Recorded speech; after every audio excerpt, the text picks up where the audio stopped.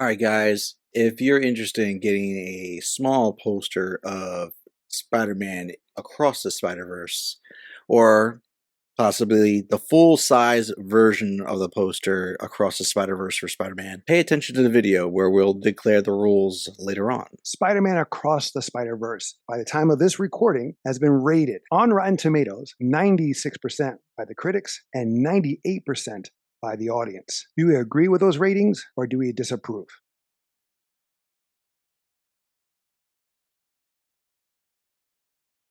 Welcome back to Tales of Two Bros. I am Angel, I'm Adan. where we give you a review at least once a week. So if you want to get a poster or get a pair of posters, the small one and then the large one, all you have to do is subscribe, hit the like button, comment below of what was your favorite scene. Spoilers, by the time of this review, Spider-Man Across the Spider-Verse has just premiered. Off the bat, I loved it, but I don't agree with the ratings. Yeah, I mean, What about you? there's not much higher you can go, so I'm assuming you think it should have been lower. Correct. You just finished watching it. Yeah. Kim and I saw it last night. hmm Kim had trouble staying awake. It's longer, too. It is longer. It's about 2 hours and 20 minutes. hmm And that's one of my biggest gripes is that it's longer where it didn't have to be. I think what happened here is it's kind of like, I would say, the Netflix effect in a way that they did such a great job with pace, with story in the original that, and this is going to be this is a trilogy. It is now. I remember in the previous review that we did on Into the Spider-Verse, I told you that it was going to be a trilogy or it was going to be 2 sequels. And you're like, what, really? And I said, yeah. Yep. Of course, how it ended is totally like that. They try to do a Back to the Future, Infinity War kind of ending where it's a cliffhanger, which is okay, but it wasn't as good as Back to the Future Part 2 or Infinity War in a sense how it ended with that cliffhanger. hmm But it definitely was too long. 20 minutes easily could be 20 to 30 minutes could easily be cut out, and it has to do with the mother. You really don't like the mom. They gave her more of a role this time. Yeah, and it was not needed. I understand why, because they focus more on the father in the first film. Yeah. And so they try to Balance it out. with the mother. And I'm sorry, she's not a good voice actress. And speaking about that, let's go back to the actors returning. Shamik Moore returning as Miles Morales, Haley Steinfeld coming back, Oscar Isaac reprising his small role in the first one as Miguel O'Hara, Spider-Man 2099. Jake Johnson again as Peter B. Parker. And you also have here Brian Tyree Henry, he was the father, as well as Luna Lauren Velez, she was the mother of Miles Morales. You also have here Rachel Dratch, she's from Saturday Night Live. True. You know, she was Debbie Downer. She was the school counselor. The principal. She was the principal. Was it principal? Oh. Yeah. And you have new voices, new actresses, new actors. Issa Rae, she plays Jessica Drew, different kind of Spider-Woman, but she's there. Andrew Garfield makes a cameo, but it's not really, he had a little small voice moment, but they did some live action, which I thought was awesome here. Yeah. Daniel Kaluuya, I apologize, but he's from Nope, he's from Black Panther anyway. Yeah, he was also in like Get Out. But he played Hobie, the punk rock or Spider-Punk. You have Josh Keaton as playing as Spectacular Spider-Man. Andy Samberg, he was Scarlet Spider, which was awesome. I kind of wish, though, you had the more updated outfit. True, but I know where they were pulling it from, and that was pretty hilarious. Oh, no, definitely. Jason Schwartzman, he was the Spot. Yes. You have J.K. Simmons reprising his role as J. Jonah Jameson. Now his voice is going to be freaking tied to almost all the Spider-Mans, if not all the Spider-Mans from now on. Then you have Karan Soni. He was Spider-Man from India. Amanda Stenberg, Spider-Bite. She was the virtual reality version. Yeah. And then you have Joma Tolkien. I said that wrong. He was the Vulture. And you have Shea Wigman. He was George Stacy. You've seen him in Boardwalk Empire. He was one of the cops in Joker. You just saw it. What are your thoughts? Right off the bat, had fun. It did feel a little bit long in some areas, so that I do agree with. I did laugh and there was some really good action, and I liked where they were going for the story. As far as length, it could have been under 2 hours. I don't see it being hour 30, but they could have got it Right. close to No, the 2 hour mark. definitely could have been a lot shorter in that sense. Again, I didn't care from the mom part. Seriously, I understand it because Hmm. it's more character development. You have him now a little more seasoned. He has this power where he can dismantle his family, what have you, if he wanted to. In a sense, he's so far superior than they are in many ways. And he's being stifled where he has to be still a kid, but he has this role as a superhero. So I can understand that, but it was just like at the same token, just ugh. Well, here's the thing for me, I think the mom part was better this time and made it more appropriate. Because for my mind, again, I was more familiar with the character from the comics than you Hmm. were. So my Hmm. mind goes back to that. And then now going into, and this could be a spoiler for people, in the comics, yes, the father dies and he becomes, and the mother becomes just like how he sees in the alternate reality, the only parent he has left. And so she becomes a very important figure. But there's also, it's a movie, so they can go their own route. So you could also have the aspect where the mother could die in the third one. So it's building her up to kill her off kind of situation. Like he's going to try to save the father, and an inverse, and an adverse effect cause the mother's death. That's a possibility. So if Right. that's the case, then yes, they have to focus more time to build her up. I would definitely say one scene alone that could shave off like 10 minutes, five to 10 minutes. The barbecue rooftop. No, I think the barbecue was good for a lot of Hmm. reasons, Hmm. but the whole bit with the principal going to school, principal, yeah, the whole bit. Yes, he was Well, trying to fight the Spot, and that mhm. introduces the Spot, but they pretty much summed up the whole experience between him and his family and the gap that's there at the barbecue. The barbecue became relevant because they were celebrating his uncle, and that tied it in for the end. No, it was not celebrating the uncle.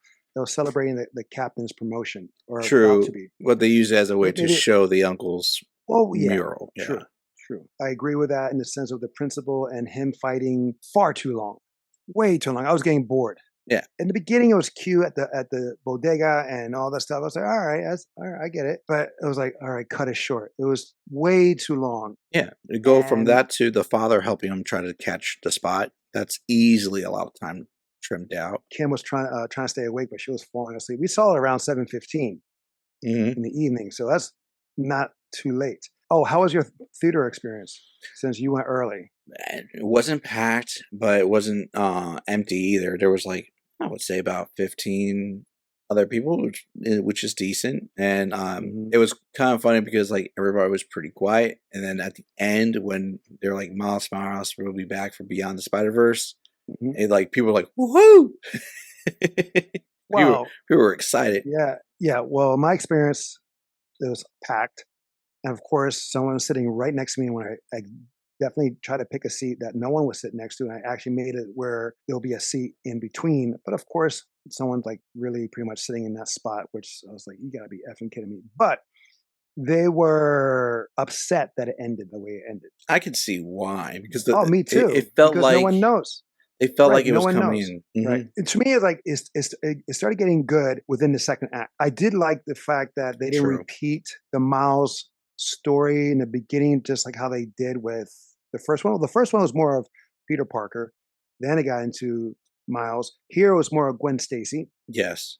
I loved what they did to tell her story in the sense visually. A lot of watercolors in Yes, the and a back, very, like, and that purple color, yeah, with the drippage of the color, mhm. and I did love the opening sequence of her storytelling. So different from the original in the sense of her fighting Peter and him being the lizard. Because before we talked about his body being scaly in relation to him being the lizard, where here he was still semi dressed and at a Yeah, I see what you mean, yeah. prom or something. Y And where in the Where it was like a movie, warehouse. in the first one was like a warehouse, correct? Regardless of that, I mean, I liked her. I like how they did it. Like I said, cool. Mhm. Now it's a little more. backstory on her. But again, I'm sorry, the mother thing. It would if they just made it shorter, tighter, like you said before, the principal not needed to be there, or that principal scene not needed there. And the thing is, a parent knows if their child is lying or not. We know Mhm. that our parents know if we're lying or not. So to have the principal say that to her was again another unneeded moment, unless it was something that she needed to have confirmation, that she always had that gut feeling that he was lying, and then the mother saying it or the principal saying it confirmed it. Yeah. I don't want to say that this movie is bad. It's not bad, but it just takes a long time to get cooking, in my opinion. Or it started well and then it slowed down extraordinarily. Okay, so break it down. So we both agreed the opening was really good with the Yes, Gwen Stacy, those the spiders. vulture. That was all really solid. Start of the fight with him and Spot and whatnot, good. And then when you go to the principal, that's when it starts. That's the real point where it starts to slow down. It's one of those things like when you build your momentum and then you hit the brakes, you got to build your momentum again. And that's a hard thing to recover. And you felt that there. Right. It was like lagging between the first and second act. I'm not sure if Hmm. there's like 3 acts here or 4 acts, because since it was so long, it felt like Technically, different three. acts. Right. Technically, it's three, but it felt like four. I mean, arguably, you could have lost the entire Gwen Stacy scene. With the father? Yeah, because we would have followed through, or they could have been like a five Possibly, minute but flash. I did appreciate it. I'm not saying I didn't appreciate it, but if we're talking about trimming, it probably would have felt different for the movie. Right. But Because now you're having a slow build going all the way through, and you don't have that pacing break. So that oh, falls in line with what you're saying about pacing. right. Well, you remember when I told you that in the Into the Spider Verse that there was like a extended version with unfinished pieces here and there? I'm sure there's extension here too. I hope no, there better not be. There should be a freaking cut version. But anyway, I Mhm. did see that extended version. Some parts, glad they did not include. There were some other parts where I was like, they should have kept that in. And it was maybe like a 5 minute scene or something like that. I can't remember off the top of my head. I mean, what they did in the Into the Spider Verse, almost like shy of a masterpiece. Yeah. And I find this not as superior or in the same level as Into the Spider Verse. Across the Spider Verse is not there. Again, if they trimmed it down and made it tighter, as they did with Into the Spider Verse, yes, wholeheartedly, because it has some really good moments. There's countless Easter eggs here. That was the other thing I was going Across to the say. They Spider Verse. probably could have trimmed down the Easter eggs. It was a lot of fan service that they True. dedicated time to. I didn't like the part where they brought in the buggy again, as if the buggy is his own entity. And maybe it is, but they It already is. had the buggy in the cave. So so that one was sentient. In the cave, it was not. No, I understand, but I was just like, you Yeah, overkilled it. And then they had a Fantastic Four version where he had a paper bag over his head. that's a real thing. No, I know. I Yeah. have that. I have a Funko version of that. Oh, okay. But the Easter eggs is great. People can spend hours and hours finding what Easter eggs were in those scenes. But I did like when Donald Glover reprised his role from Spider-Man: Homecoming. That was pretty cool. Thought I saw somewhere that Tom Holland was going to make an appearance. Maybe in the next one. No, but they did refer to him. Well, they refer to him. Donald Glover is one reference. You have also Tobey Maguire and Andy Garfield, like I mentioned earlier, that they're in it. They Uh-huh. make a cameo from their films. But Miguel Uh, O'Hara also mentioned, "Oh, don't talk about." And he mentioned Tom Holland's universe and Doctor Strange mhm. universe, and he Right, mentioned their number. And he said, "Don't right. even get me started about that Doctor Strange guy." And he's referring to the Spider-Man movie. No Way Home. You're absolutely right. And Miguel O'Hara, awesome representation of him. Yes. I loved his look. I love what Oscar Isaacs brought to the table with this guy. He's the villain, even though he's not the villain. He's the antagonist, but not really. He's just Hmm. trying to correct everything. He is what he and I guess the Spider Verse Patrol, whatever you want to call them, they're the TVA Essentially, yeah. because they did go touch with Loki. They did have the time streams. It showed up blue at first, and then it Hmm. changed colors into red and made it more like a spider web. But it's just like, oh wow! So they're continuing and bringing more to what they initially did, because before Loki, before Far From Home, before Multiverse of Madness, Into the Spider Verse did bring about The multiverse. and they expanded here. And now I'm hoping or seeing if they are going to expand it there, meaning that they will show that they are, even they're called the Spider Brigade or Spider Force, whatever it is. It would be great if they were called the TVA. They were doing the same thing they did in Loki, I think, to restore the timeline. Well, so they want to restore the timeline, but for the most part, maintain the status quo. Where TVA is more for time basis, but they were going to multiple timeline, multiverses. Here, they're going to the multiverse, and they're like, just keep the status quo.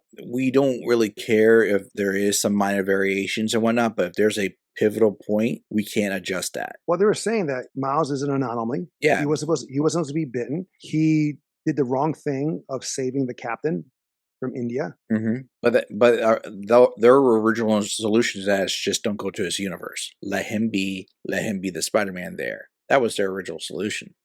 And then Gwen Stacy gets there, and he tags along, and that's what escalates. Well, right, but the thing is that you were saying that he was next because he was not allowed to join Mm-hmm.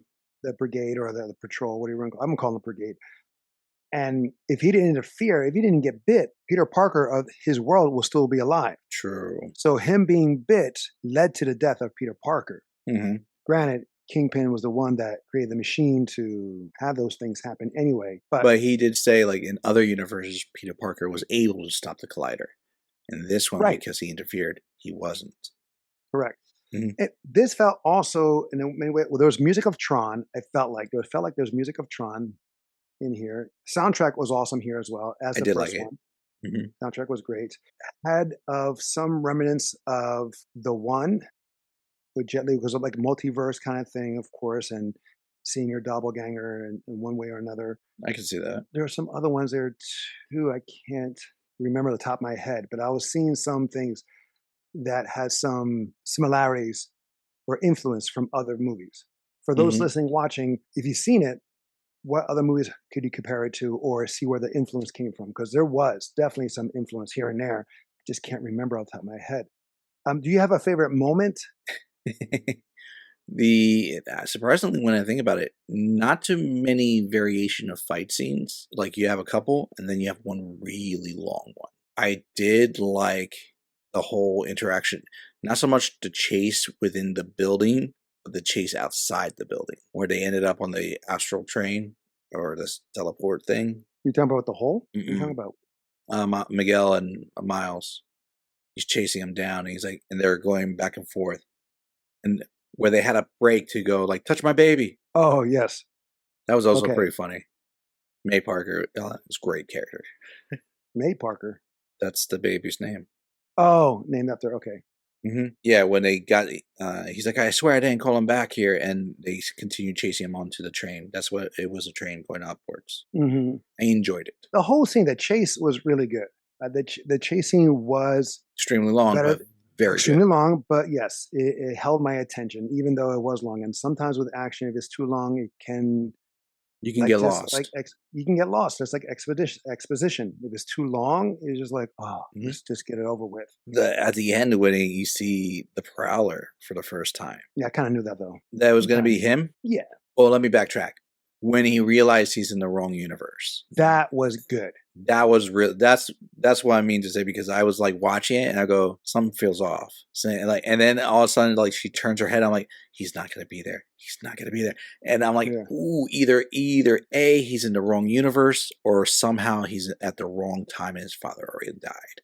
And I'm like, and then it realizes it's the wrong universe. I'm like, oh. I like how they made the explanation where it's because of the spider bite. Yeah. Since the spider rearranged his DNA, and the spider's DNA is the more, I guess, dominant, that's where it took him. That part was cool. And again, it felt like another movie somewhere. I can't remember what movie it was. But again, it felt like another one where it was similar, where he's watching and it's like, we're watching two different things, almost like Sixth Sense, where they realize they're not where they're supposed to be. Yeah. I'm just surprised it didn't happen sooner with his body shifting, but I guess they had to for us to. True. And was it Mankata in Makata Haddon talking about like chai tea? Chai tea? Yeah, it's like Mumbattan. Manbatan, yeah. Yeah, in the sense of like Manhattan, but it's Mumbattan. Because they Spider-Man. have a version of that character in the actual comic books, totally Mhm, different design. I just thought it was mhm. fun. He's like, "Oh, I he followed you. He must really love you." And they're like, "Oh no, not really." He's like, "Oh, did you tell him about Obi?" And they're like, "No." It's like, "Ooh, that's gonna be a conversation." I liked Hobie. He was one of the cool characters. Like how Nicolas Cage stole the show pretty much in Into the Spider-Verse. Hobie stole the show here. It's like, "Why are you cooler without your mask?" He's like, "I've always been this cool." Great written character here. But I do have a problem with Spider-Man India in the sense of his web slinging. It made no sense. Because he's using the spinning top. Right. Using it as if it's like Indiana Jones's whip, where it just comes in and then comes right back out. It doesn't really latch on. I mean, I don't know the powers of it, but the way it was done on the screen, it made no sense because even though it's part of his bracelets, it's pretty much a top. I mean, you could argue it's like one of those like one of those trick yo-yos from competitor yo-yos. Have you ever seen those yo-yo videos? Those No, things I don't understand. attach to the Right. string.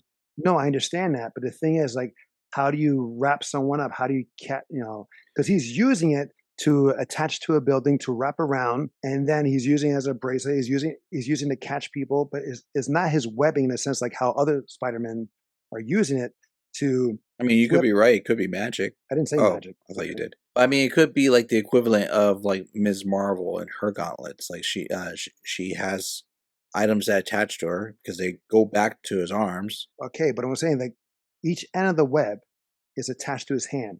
So there's no really separation of the web except for that in his has that top. He's spinning around and twirling to throw. I mean, I don't know.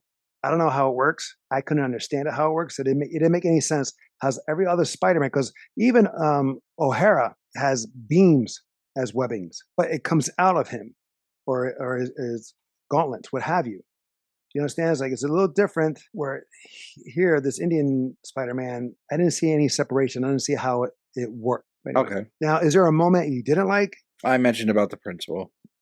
I Yes. wasn't a fan of that bit. Oh, I do remember. Like it had a connection. Excuse me, of Batman, 1989, with Michael Keaton and Jack Nicholson. Reason being is that the in the Belfry scene with Jack, with Joker and Batman, and they're like, "You made me first," because he's one of the Because of the scientists, right? spot.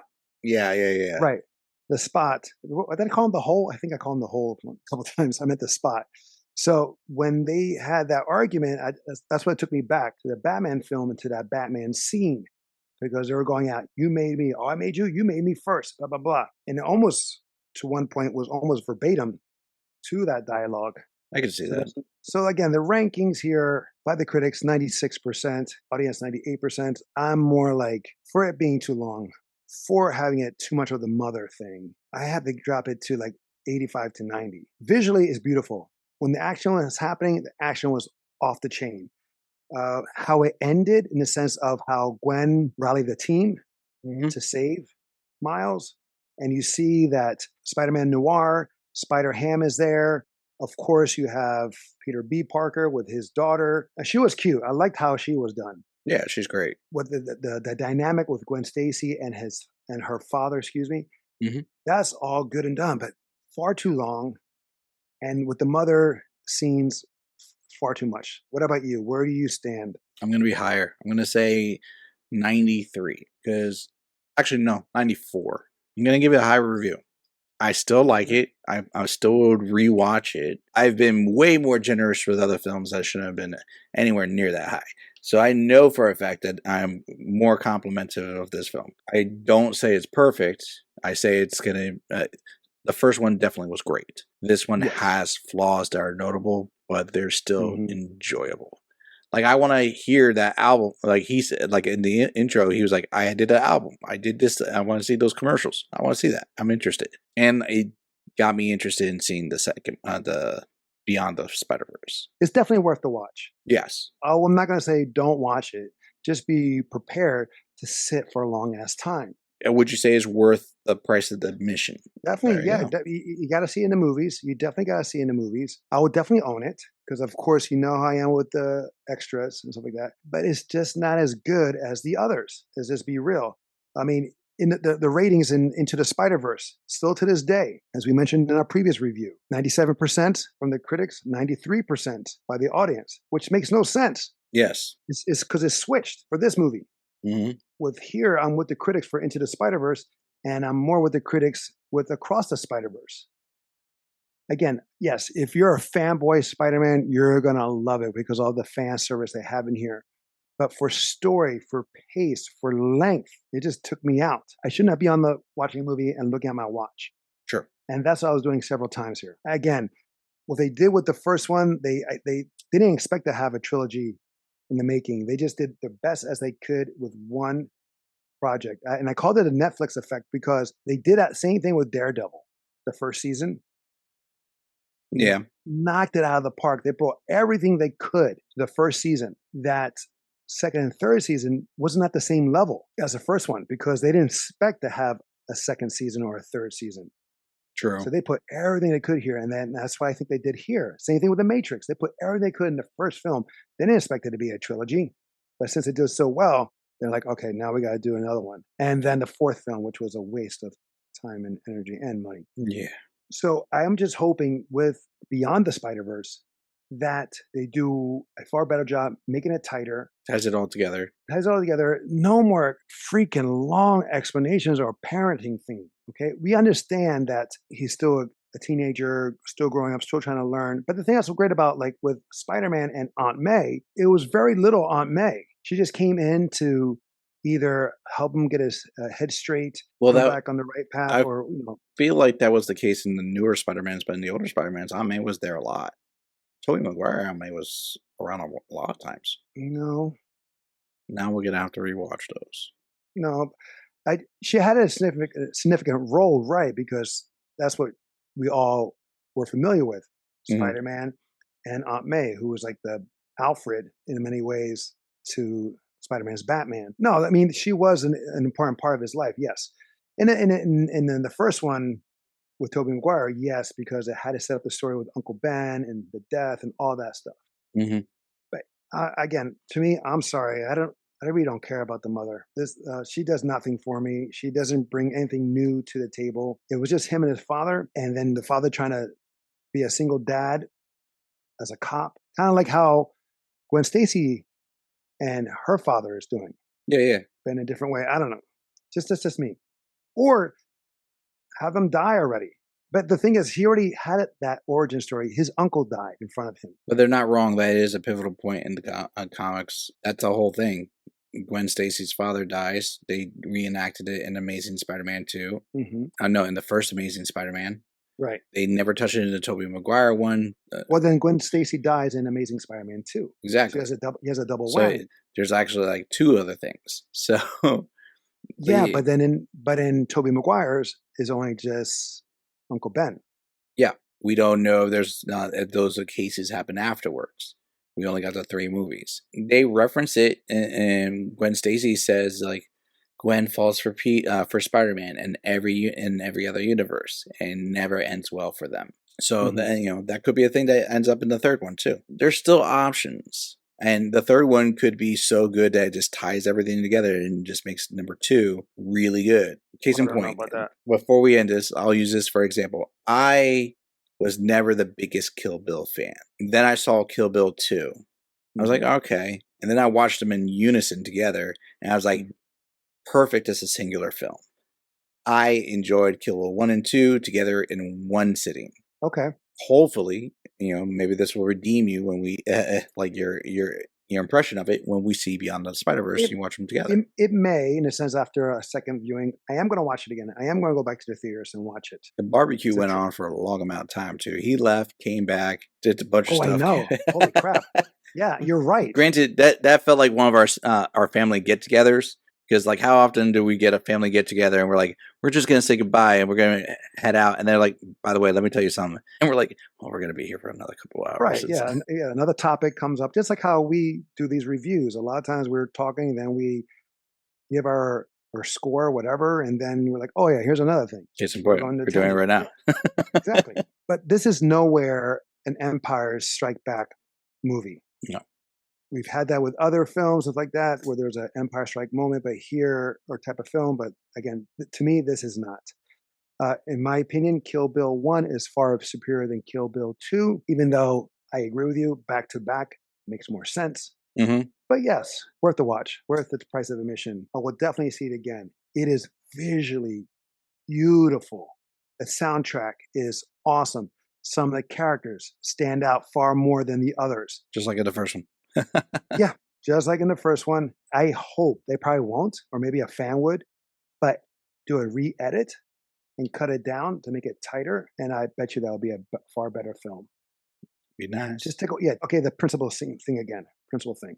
So say that he never shows up, but the father has to go He gets that call. because that would have been a far better sequence, in that sense. And then had that thing, you didn't show up to your principal thing, blah, blah, blah. Mhm. And even if the principal said he's lying, that still would work. And then at that point, it will be even more powerful. Yes. All right, guys, that is our marvelous review of Spider-Man Across the Spider-Verse. If you have a movie or a show you would like us to review, please comment below or email us at talesoftvbros@gmail.com. Until next time, we'll be the next time. I'm Angel. Well, Don, Love you, bro. love you too.